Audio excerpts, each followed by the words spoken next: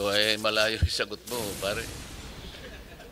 Sinasabi ko na nga sa iyo huwag yung encourage Pag minandate mo, lahat sila, this is addressed to all agencies Para sa, alam mo ba, napakalit ng problema ng bansa natin sa electricity?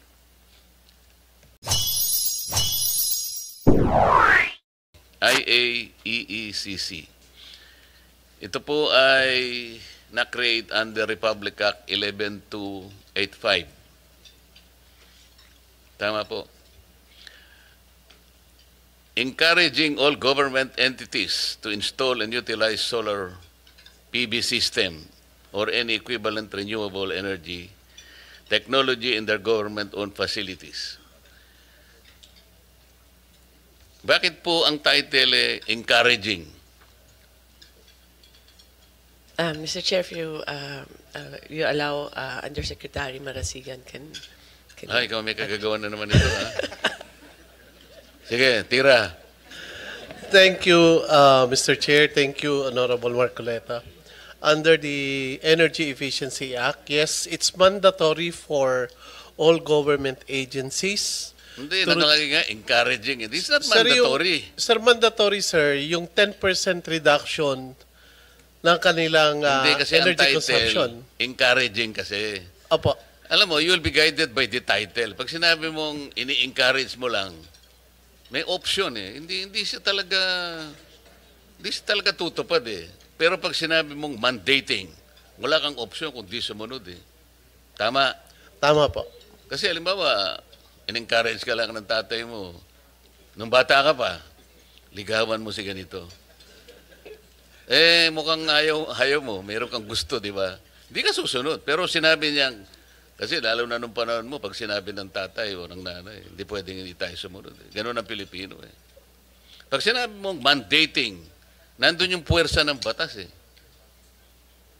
Di ba? Tama po. So, kaya ganun po yung aking ina-emphasize, Mr. Chair.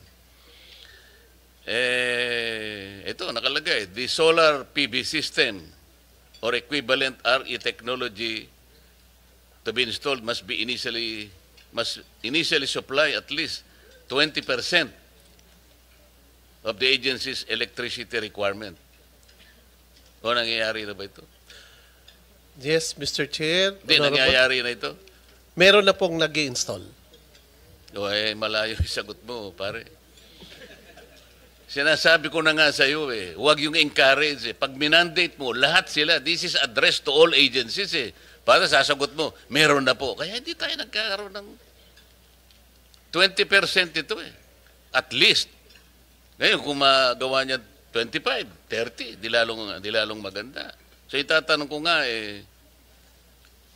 kasi it has been more than 2 years, sir.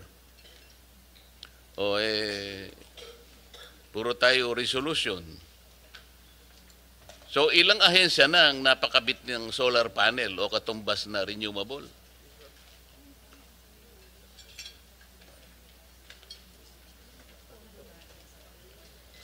Yeah. Ilan na? Meron po kaming 8 project na na-install na. 8 pa lang? Yes po. Ilan po ba ang ahensya na ina-address nitong resolution na ito?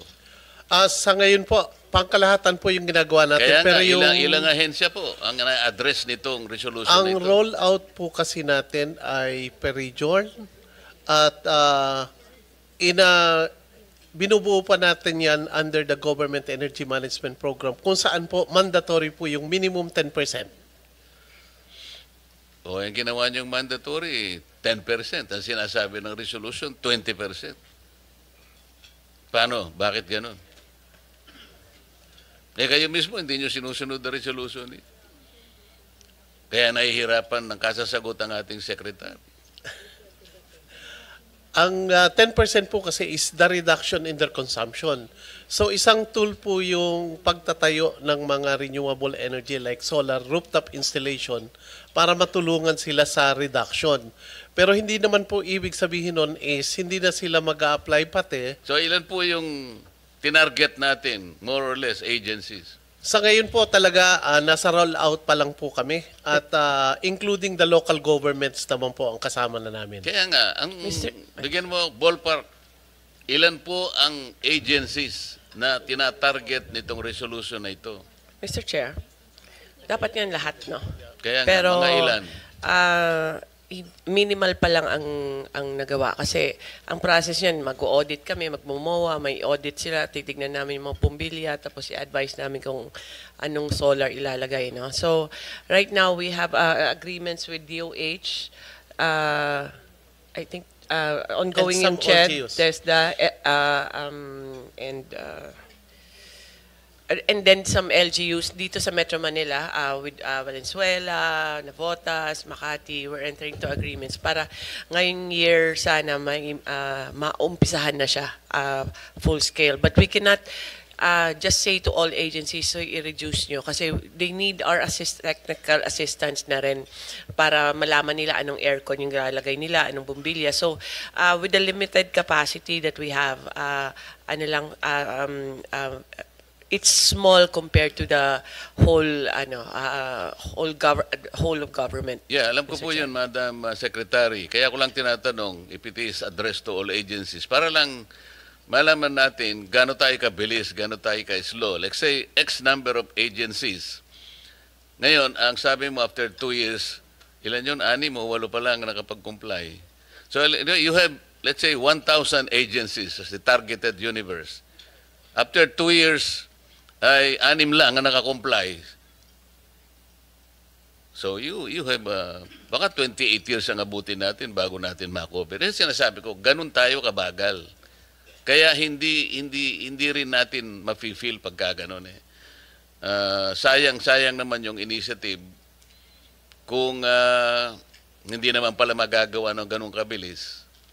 So nasasayangan lang yung effort natin. Kaya ko po tinatanong, if this is the way to not only to economize but they produce their own electricity to help each other, sana nakikita natin ang sustainability, yung manageable sana. Hindi ganito po na ang nakikita natin, nakaka-discourage, imbes na nakaka-encourage po eh.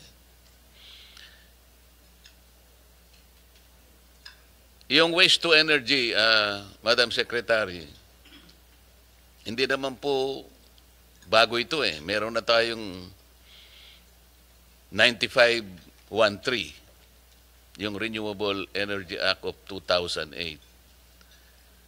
Ito may mandate na rito, Yusek Marasigan, hindi ba? Opo. Pero ang sabi ninyo, sa ngayon, 13 WTE projects pa lang. Tama ba ito? Mr. Chair, 13 nga kasi hindi viable yung ibang Kaya nga, negosyo 13, nila. ano? Although your department greenlit the same as of 2022. So that was 3 years ago. Pero out of the 13, 6 lang ang operational. Yusek Marasigan. Kasalanan mo na naman ito.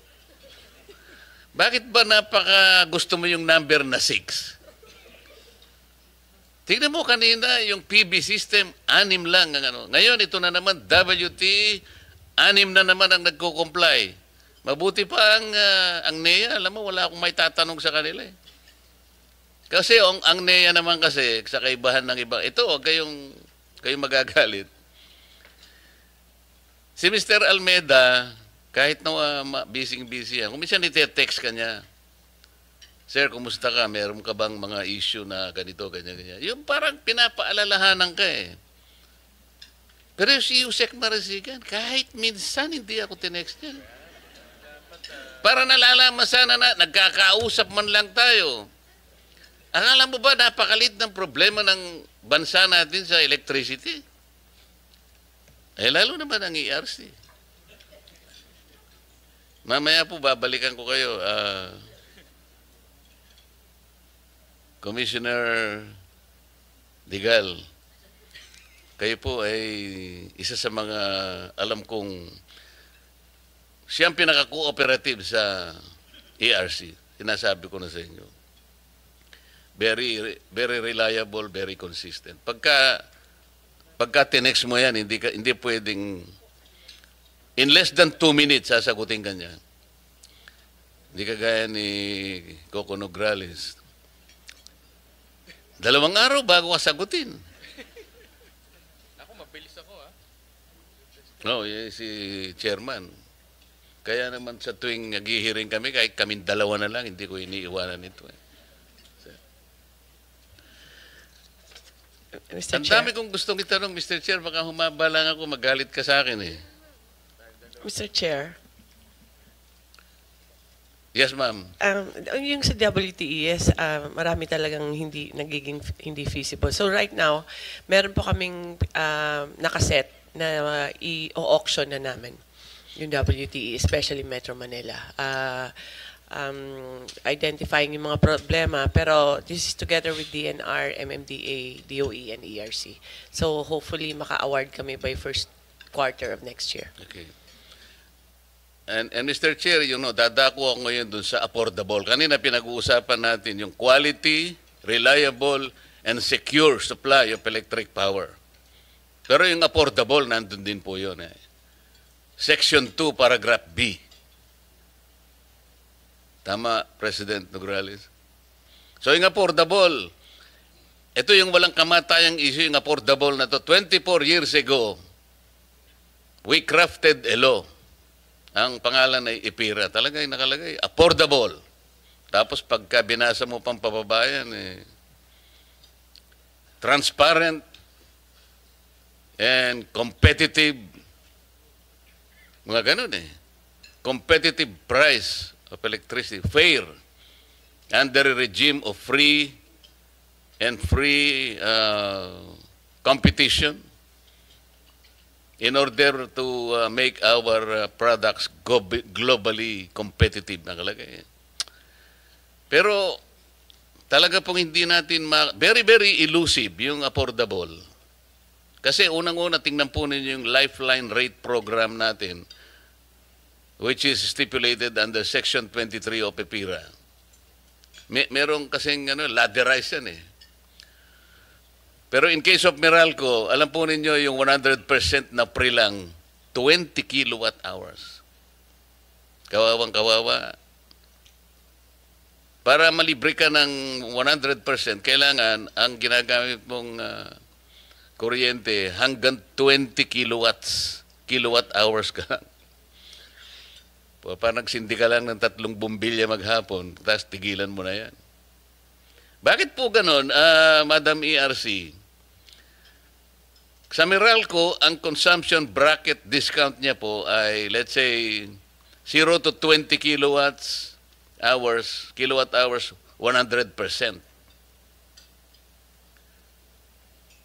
Samantalang sa Ilocos Sur Electric Cooperative, 0 to 15, 30%. Sa Tarlac Electric Cooperative, 20%, 20 kilowatt hours, 100%. Sa Surigao del Sur, electric, Surseco 2 yata ito. 0 to 15 kilowatt hours, 20%. Sa Pampanga, 0 to 15 kilowatt hours, 50%. Sa Antique, 1 to 15, 7%. Hindi ko po maintindihan ito, ba't nagkakaiba-iba? Electric Cooperative sa Pelco 1, 16 to 20 kilowatt hours, 40% ang discount. Yung Anteco, 16 to 20%, 5% ang discount. Bakit po ganito? Talaga pong hirap na hirap ako dito. Bakit hindi po at least uniform ang pagbibigay ng discount?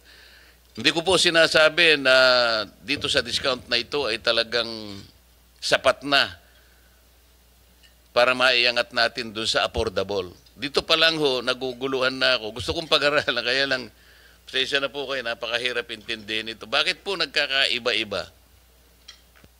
Mr. Chair, can I respond? Yes, sir. Yung pong original na Lifeline program na ngayon ay pinatutupad pa, Ito ay nadisenyo noong time na ina-unbundle natin ang rates ng mga distribution utilities. At ang nangyaring disenyo ay per distribution utility. Dahil ang Lifeline program ay isang paraan ng pagsusubsidiya ng mga marginalized consumers, nung nadisenyo ito, ang subsidy ay manggagaling doon sa subsidizing class within the same distribution utility. At yung isa-subsidize niya ay yung mga marginalized doon din sa same na distribution utility.